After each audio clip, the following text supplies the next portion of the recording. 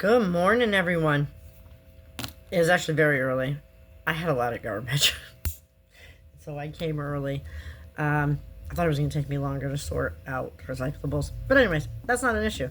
I have two videos I need to put up from yesterday because we did the first Magic Treehouse. And I'll probably do these all at the same time. I'll upload them all is what I should say. But we're going to start on the second Magic Treehouse, which is called The Night at Dawn. And it's literally a night dun, dun, dun, dun, at dawn. So here we go. Chapter 1, The Dark Woods. Jack couldn't sleep. He put his glasses on. He looked at the clock, 5:30. Too early to get up. Yesterday, so many strange things had happened. Now he was trying to figure them out. He turned on the light. He picked up his notebook. He looked at the list he had made before going to bed. Found treehouse and woods. Found lots of books in it. Pointed to Pteranodon picture in book. Made a wish. Went to time of dinosaurs. Painted to picture a Frog Creek woods. Made a wish. Came home to Frog Creek. Jack pushed his glasses into place. Who was going to believe any of this? Not his mom, or his dad, or his third-grade teacher, Mrs. Watkins. Only his 7-year-old sister, Annie. She had gone with him to the time of the dinosaurs. Can't sleep? It was Annie standing in his doorway. Nope, said Jack. Me either, said Annie. What are you doing?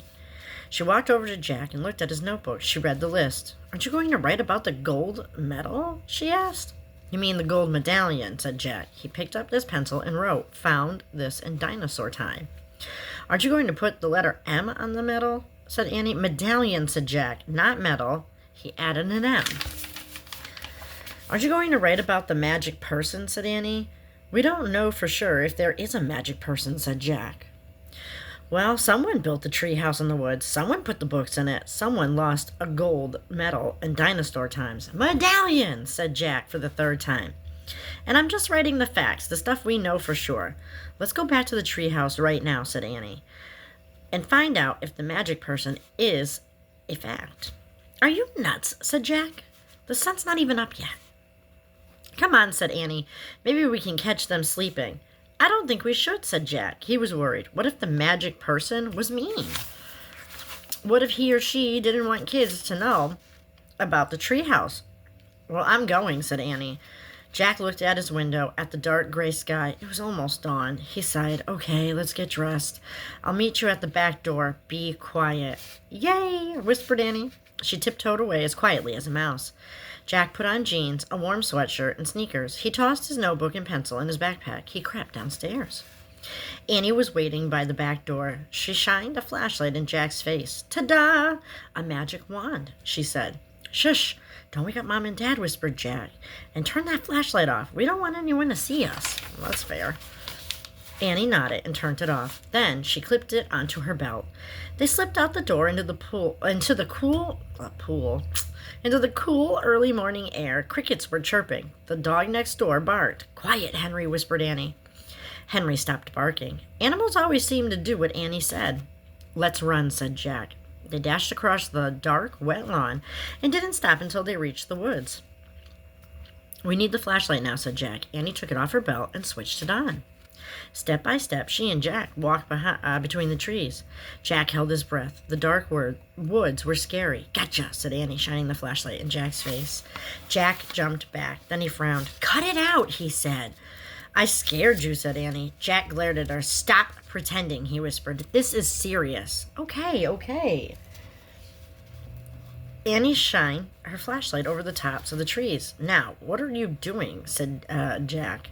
Looking for the treehouse. The light stopped moving. There it was, the mysterious treehouse at the top of the tallest tree in the woods. Annie shone her light at the treehouse and then down the tall ladder, all the way to the ground. I'm going up, she said. She gripped the flashlight and began to climb. Wait, Jack called. What if someone was in the treehouse? Annie, come back. But she was gone.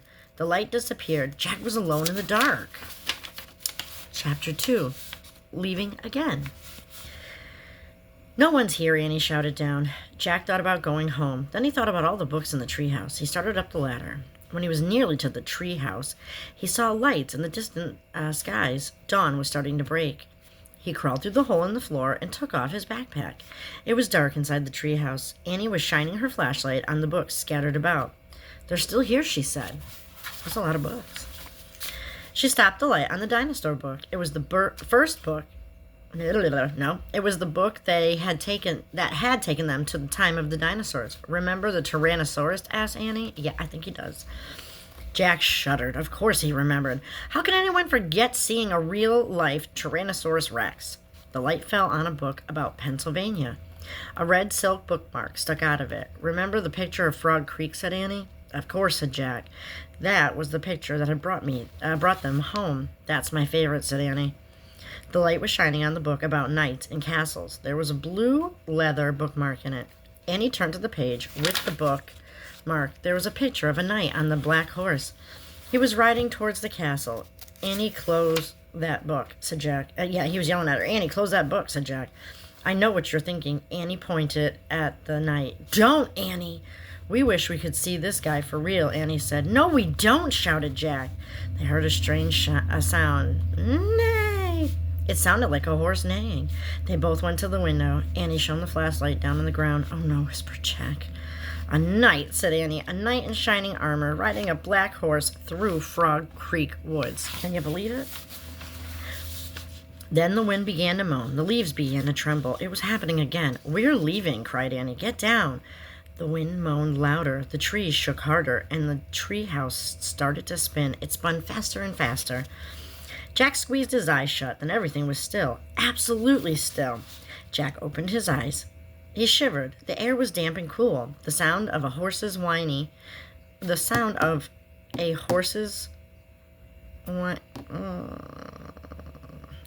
came again. That's what it says, whining. Came again from below. "Nay!" "I think we're here," whispered Annie. She was still holding the castle book. Jack peeked out the window. A huge castle loomed out of the fog. He looked around. The treehouse was in a different oak tree, and down below, the knight on the black horse was riding by. "We can't stay here," said Jack. "We have to go home and make a plan first." He picked up the book about Pennsylvania. He opened it to the page with the red silk bookmark. He pointed to the photograph of the Frog Creek woods. "I wish—" "No," said Annie. She yanked the book from him. "Let's stay. I want to visit the castle." "You're nuts." "We have to examine the situation," said Jack from home. "Let's examine it here," said Annie. "Come on." He held out his hand. "Give it." Annie gave Jack the book. "Okay, you can go home." "I'm staying," she said. She clipped the flashlight to her belt. "Wait," said Jack. "I'm going to take a peek." "A teeny peek," she said. And she scooted down the ladder. Jack groaned. Okay, she had won. He couldn't leave without her. Besides, he sort of wanted to take a peek himself. He put down the book about Pennsylvania. He dropped the castle book into his pack and stepped onto the ladder. He headed down into the cool, misty air. My ear is itchy. Chapter 3. Across the bridge. Annie was under the tree, looking across the foggy ground. "The knight's riding towards that bridge, I think," said Annie. "The bridge goes to the castle." "Wait, I'll look it up," said Jack. "Give me the flashlight." He took the flashlight from her and pulled the castle book out of his pack. He opened it to the page with the leather bookmark. He read the words under the picture of the knight. "This is a knight arriving for a castle feast. Knights wore armor when they traveled long and dangerous distances. The armor was very, very heavy. A helmet alone could weigh up to 40 pounds. My neck hurts just thinking about that. Wow. Jack had weighed 40 pounds when he was 5 years old, so it'd be like riding a horse with a 5-year-old on your head. Jack pulled out his notebook. He wanted to take notes. As he had done on their dinosaur trip, he wrote, "Heavy head." Okay. What else? He turned the page of the castle book. He found a picture that showed the whole castle and the buildings around it. "The knight's crossing the bridge," said Annie. "He's going through the gates. He's gone." Jack studied the bridge in the picture. He read, "A drawbridge crossed the moat." The moat was filled with water to help protect the castle from enemies. Some people believe crocodiles were kept in the moat.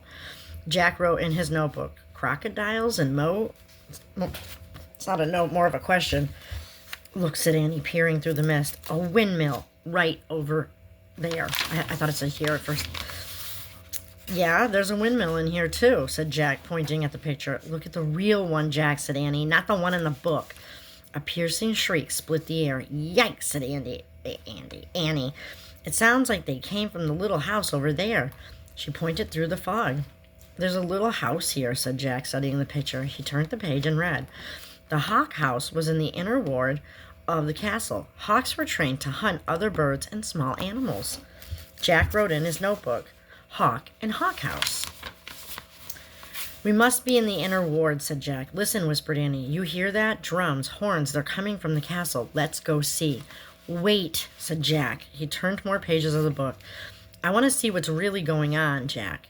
Not what's in the book, said Annie, but look at this, said Jack. He pointed to the picture of a big party. Men were standing by the door playing drums and horns. He read, fanfares were played to announce different dishes and a feast. Feasts were held in the great hall. You can look at the book. I'm going to the real feast, said Annie.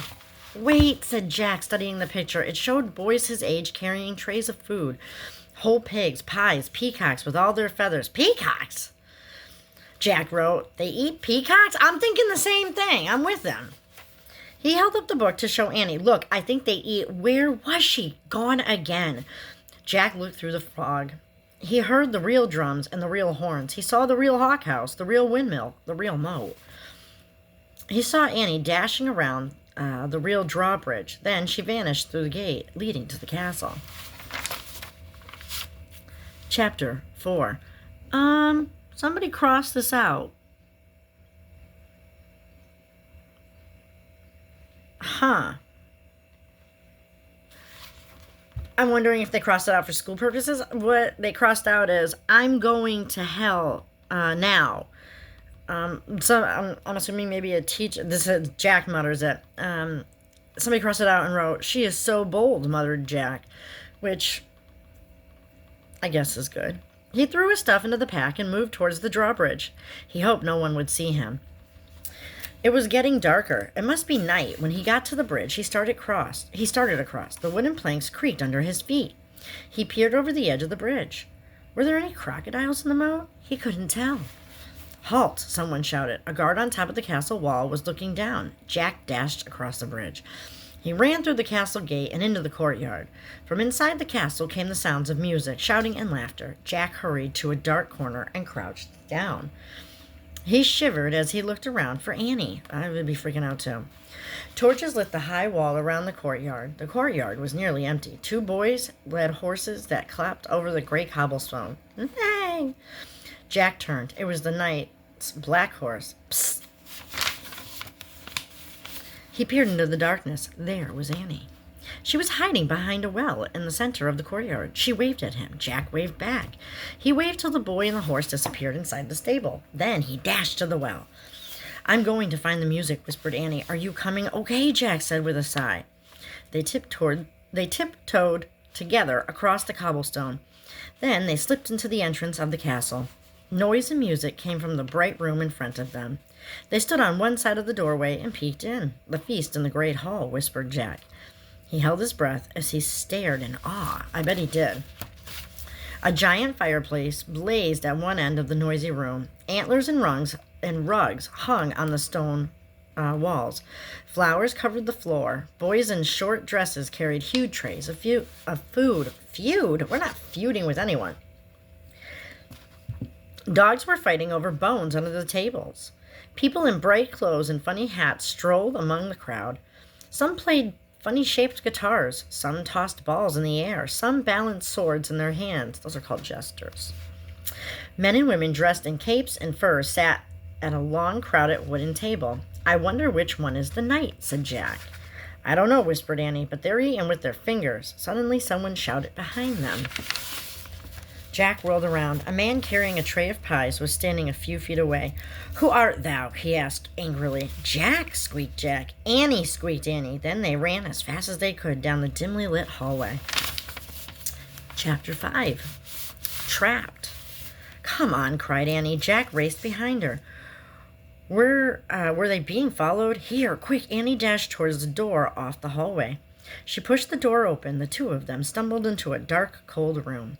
The door creaked shut behind them. Give me the flashlight, said Annie. Jack handed it to her, and she switched it on. Yikes! A row of knights right in front of them. Annie flicked off the light. Silence. They aren't moving, Jack whispered. Annie turned the light back on. They're just suits, Jack said. Without heads, said Annie. Let me have the flashlight a second, said Jack, so I can look in the book. Annie handed him the flashlight. He pulled out the castle book. He flipped through the page until he found what he was looking for. Jack put the book away. It's called the Armory, he said. It's where armor and weapons are stored. Weapons. I think there's something wrong with my English this morning. I don't understand it. He shone the flashlight around the room. Oh, man, whispered Jack. The light fell on shiny breastplates, leg plates, arm plates, on sleeves filled with... on shelves filled with helmets and weapons, on shields, spears, swords, crossbows, clubs, and battle axes. There was a noise in the hall. Voices. Let's hide, said Annie. It'll take just a second, said Jack. Hold this. He handed Annie the flashlight. He tried to lift a helmet from a shelf. It was too heavy. He bent over and dragged the helmet over his head. The visor slammed shut. Oh, forget it. It was worse than having a 5-year-old on your head, more like having a 10-year-old on your head. Not only could Jack not lift his head, he couldn't see anything either. Jack! Annie's voice sounded far away. Oh, no. The voices are getting closer. Turn off the flashlight, Jack's voice echoed inside the metal chamber. He struggled to get the helmet off. Suddenly, he lost his balance and went crashing into other pieces of armor. The metal plates and weapons clattered to the floor. Jack lay on the floor in the dark. He tried to get up, but his head was too heavy. He heard deep voices. Someone grabbed him by the arm. The next thing he knew, his helmet was yanked off. He was staring into the blazing light of a fiery torch. So we're going to end here, and we will pick up again at chapter 16, which is titled Ta-da! And it'll be fun. I may even read it while I'm here because I've still got plenty of time. But I am going to go eat my breakfast. Y'all should do the same. Have your breakfast. Have your snack if you're doing this after playing outside and you're getting ready to, take a chill. But we'll meet back here in a little bit. Have a good one.